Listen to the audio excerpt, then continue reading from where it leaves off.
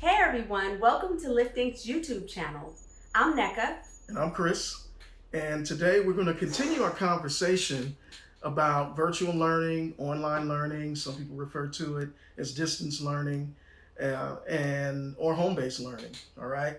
But in particular, we're going to focus on supports for parents. Okay. And this is for parents who find themselves at home teaching their children because of the pandemic that we're in, or this is also for parents who homeschool their children, and also parents who just want to learn how to use online teaching tools to support their child's learning. All right? Okay. So we'll get started with the first question. So what can parents do to support their child's online learning at home? First, let's talk about creating a schedule. Now, this schedule is very important. The learning day has to have some degree of structure. Now, it doesn't have to be totally structured because you're homeschooling and there are other things that come into play when you're at home. You know, you may have to take a phone call or something like that as a parent, but structure does matter. So let's talk a little bit about how we structured our day. Now, remember, we've been homeschooling for 18 years, I think, is that right? And we have 3 children. We homeschooled 2 of our children all the way through to college. The one graduated this year, our daughter, and our son graduated last year from college. And then we have one more. We have a 13-year-old, and we're homeschooling her. She's in the 10th grade right now. So when we do this, when we structure the day, you know, we consider the fact that math 4 days a week. Now on Monday they might take 2 or 3 classes, right? Pretty much Monday through Thursday. So it's structured like a block schedule. Like a block schedule. So some independent schools do this. Right. To where you might take math 4 times, but you might take English 2 or 3 times in the week, and social studies might be twice or something like that. And the class might be hour to hour and a half long. All right. 2 to 3 classes a day. And I always recommend that you do math and science in the morning. Don't structure that class. Don't schedule that class later in the day because it's more rigorous. It demands more, and you want the students to take those classes when their energy is highest. Okay. So another thing to consider is when you're structuring the day, sometimes you want to factor in field trips. Now, you can do virtual field trips. PBS Learning, I think, has some virtual arrangement where you can go wherever you want to go, right, online. And projects too. You know, you want to make sure that... And Discovery Education. And Discovery Education, that's right. Yeah, so PBS and Discovery Education. And then projects are very important. We do a lot of project-based learning, cross-curricular projects to where it might be a history project, but there may be a science component to it or a math component to it in terms of learning how to use models and visuals to capture whatever it is you want to say. So. Okay, the other thing that I think we should remind them of is how to structure the schedule, because some parents are homeschooling, but then other parents are actually, their kids are still enrolled in public or private school. So in that case, some of this may apply, some of this may not apply. But in the case of a child who's actually still enrolled in school online, one of the things I want to remind parents to do is communicate and collaborate with the teacher. So can we talk a little bit about just what research says about screen time and how much screen time kids should really spend? Yeah, definitely. When you're using online learning, remember, it's a tool among other tools for learning. And so research does show that using technology can enhance the learning, but it also says that you cannot, when you have students sitting in front of a computer for long extended periods of time, it becomes counterproductive. So I would say 50 minutes to an hour if they're not working on a project, okay? where they have to watch maybe some instructional videos or do some online research, but no more than an hour straight.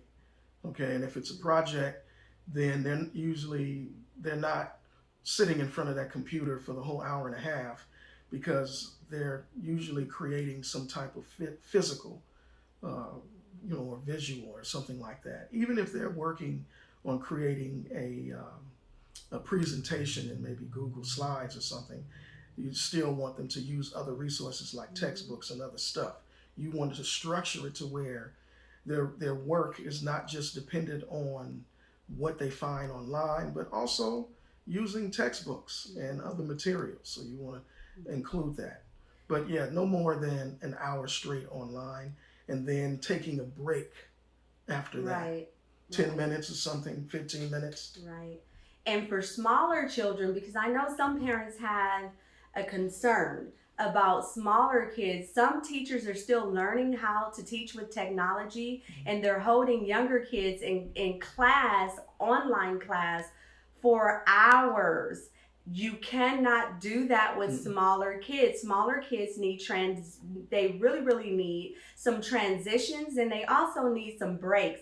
So what I recommend, going back to communication and collaboration with the teachers, parents, you know your younger kids better than anyone. You know what capacity they have to actually sit and be attentive while learning in class online. So what I recommend you do is advocate, have a conversation with the teacher, and try to come up with some kind of plan. Let the teacher know what your concerns are, communicate that to the teacher, and find out if there is an alternative plan that may be put in place for your child, and take the responsibility for making sure your child actually gets that work done. So if that looks like your child can only sit for 30 minutes, then 30 minutes it is. And you as the parent, you will have to advocate. You will have to communicate with that teacher and say, this is as much as my child can do.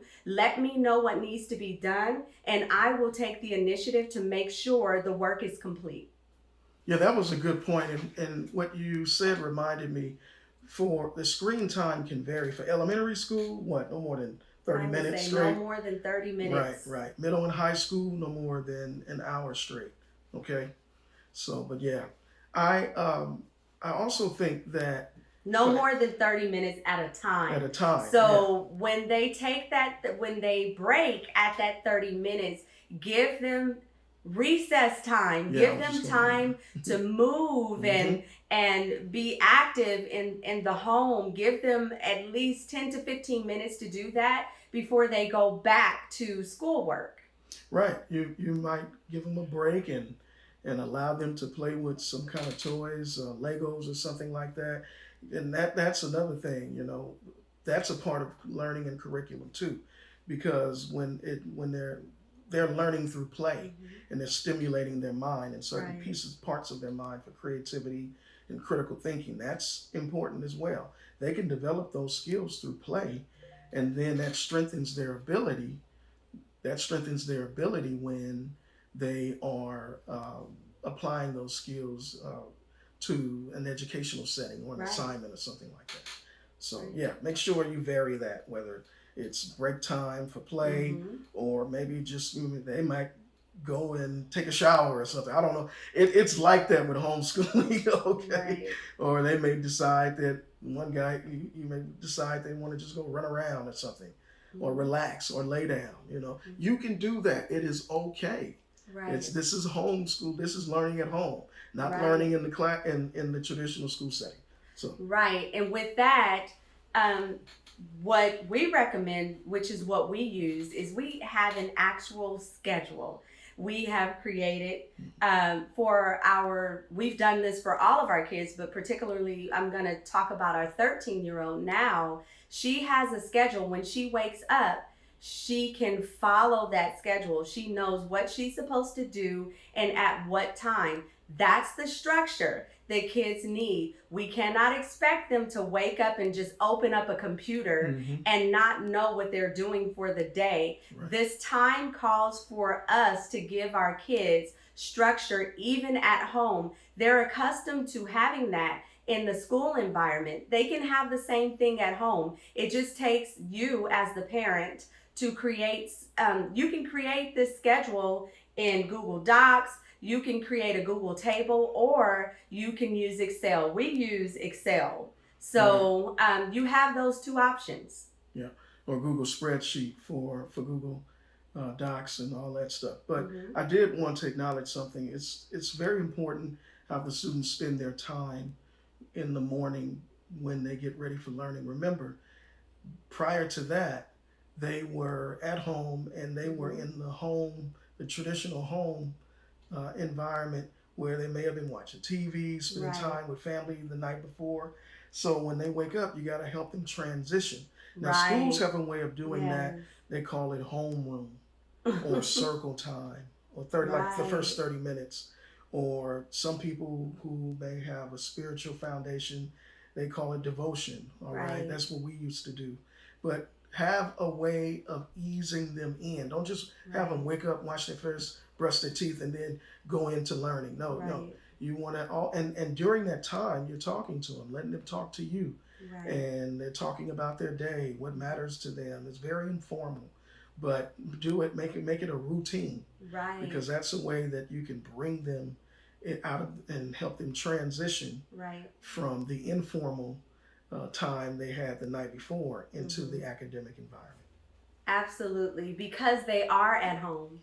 It's important. It's really, really important to help young people make that transition. Some of them are already in their pajamas. Okay. For example, we've both been teaching online. We homeschool, but we're also educators. And we've had to create ground rules and require our students to sit up straight, to don't lay down. Not to lay down, and not take on the comfort they may feel in their pajamas. Okay, they're in their house clothes, but they're still in an online learning environment. So they need to act accordingly. So it's our job to help them make that transition and understand that just because you're at home and you're in comfortable clothing does not mean you can slouch. It doesn't mean that you can lay on the table while your teacher is talking. They need to give that teacher the same attention and time they put into preparing to show up and give them the information they need to continue to learn. That's right. So in a nutshell, make sure when they get up, have them get dressed. Okay? No pajamas, because then they're going to act like they're in pajamas. And there's going to be some conflict between you and your child. All right. Okay, where we are next. So next, I mentioned for some of you who watched the webinar we did with the Association of Black Psychologists, I mentioned something called COOP, which is an acronym.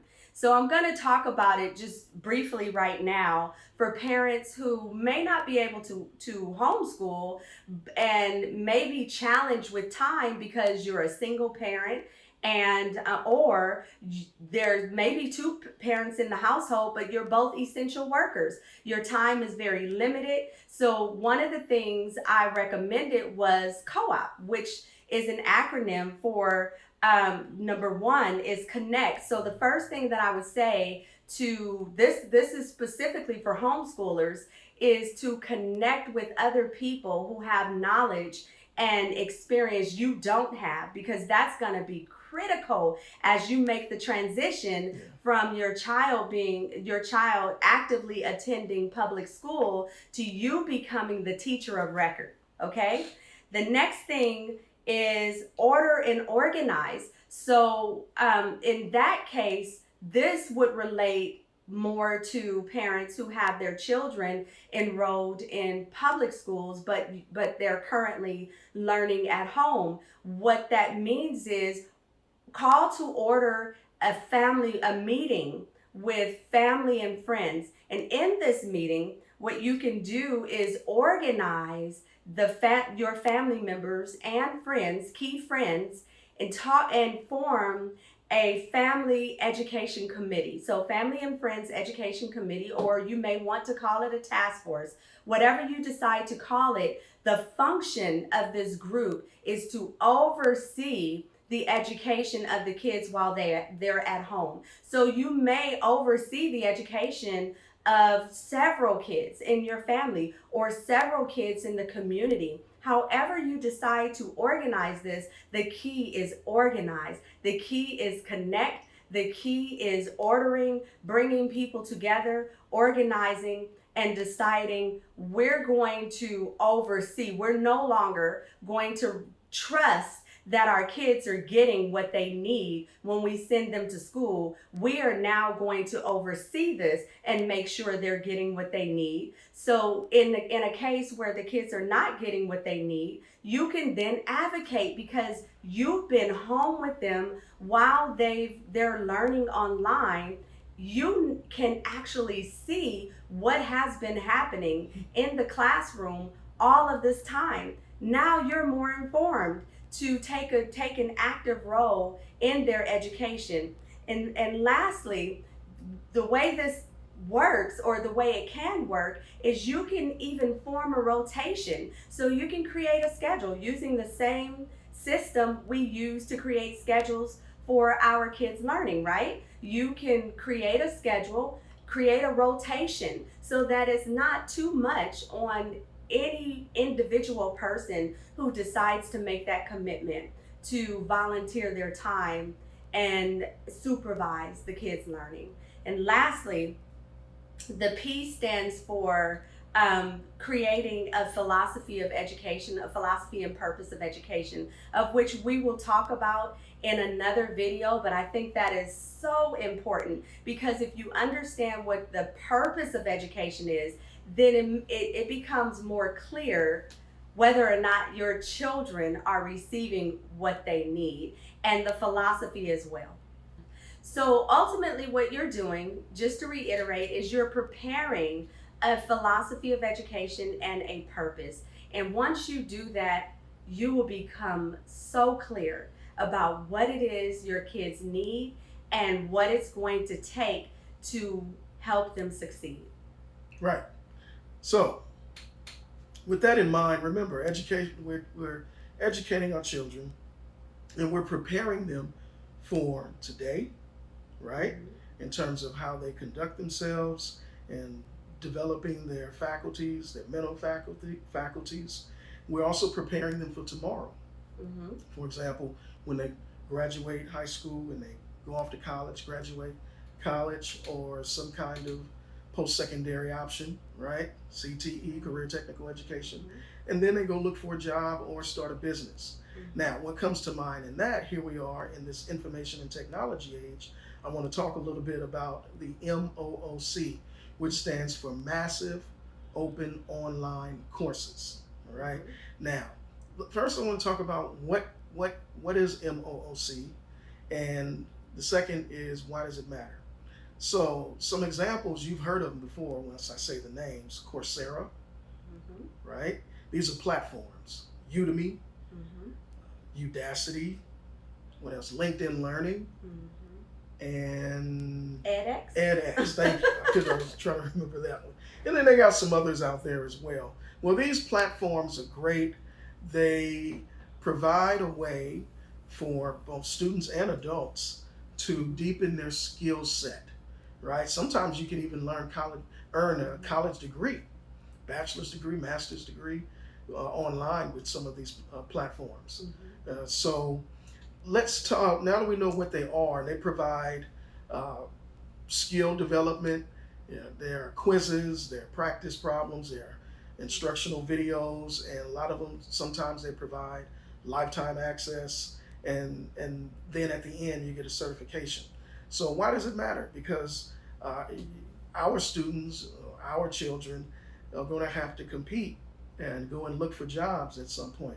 And a lot of companies right now are requiring students, in addition to the college degree or in lieu of the college degree, They want them to have specific skills like data science, uh, programming skills, C Sharp or JavaScript or just all kind of stuff out there.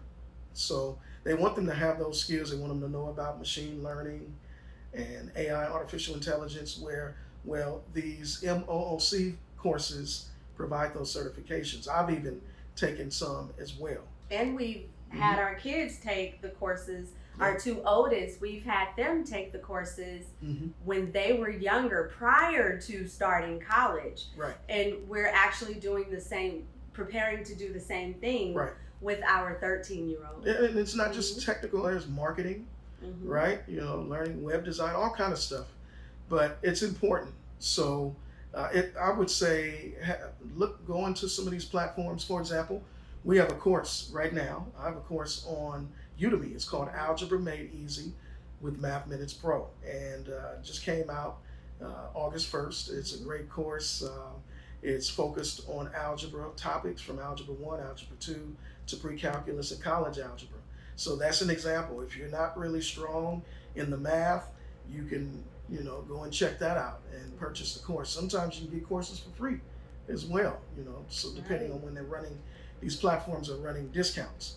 So yeah, I would go and take a look at that, sit down with your child, middle and high school schooler, and find out what their interests are.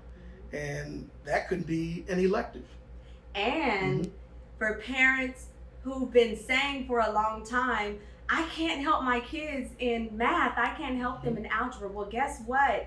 You can now. You can enroll in the course, learn it, so you can teach your kids. That's right. Or you can take it with them. Yep. Because remember, it's instructional videos. And when you're learning with videos, that's another thing. We say you don't watch the video all the way through as if you're watching some TV show. You pause it. And sometimes you might need to rewind it back, or take it back and hear something again, and then have a little dialogue about it. Or sometimes you may need to pause it and then take notes and then press play again. That's how you use it. Some people refer to it as film study or something like that in research settings, but that's the best way to learn when you're using video-based resources. Right. And lastly, let's talk about the babies, the small children. We started out talking about the younger children, so we'll end talking about the younger children. For the little ones, involve them in the process. And here's how you can do it. They are not accustomed to learning this way. A lot of them are not accustomed to that.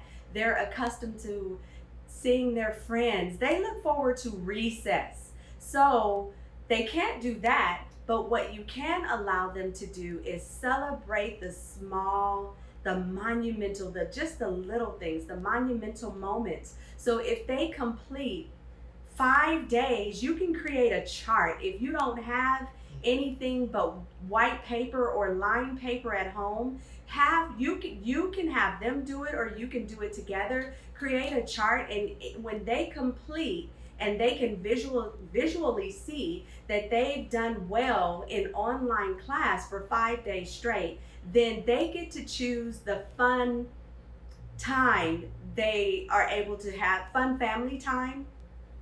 That might be watching a movie, a kid movie. That may be making cookies. That may be baking a cake. Whatever it is, whatever's fun to them, whatever they come up with, allow them to involve them in that process.